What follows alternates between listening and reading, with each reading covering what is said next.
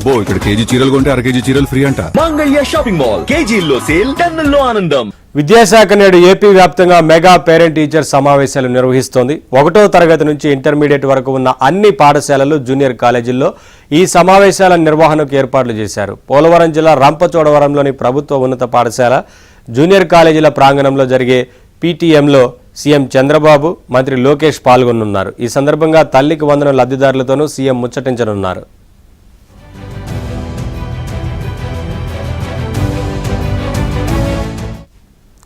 ఉదయం 9 గంటలకు సమావేశాలు ప్రారంభిస్తారు. విద్యార్థులతో పాటు తల్లిదండ్రులు కూడా మధ్యాహ్న భోజనం అందించేలా ఏర్పాట్లు చేశారు. కాగా పోలవరం జిల్లా ఆవిర్భావం అనంతరం ముఖ్యమంత్రి చంద్రబాబు, మంత్రి లోకేష్ తొలిసారిగా రంపచోడవరం వస్తున్నారు.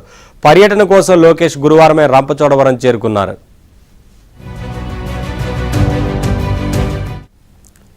ముఖ్యమంత్రి హోదాలో చంద్రబాబు 3 దశాబ్దాల తర్వాత రంపచోడవరం వస్తుండడం విశేషం. 1995లో జన్మభూమి కార్యక్రమంలో భాగంగా సీఎం చంద్రబాబు వెళ్లారు.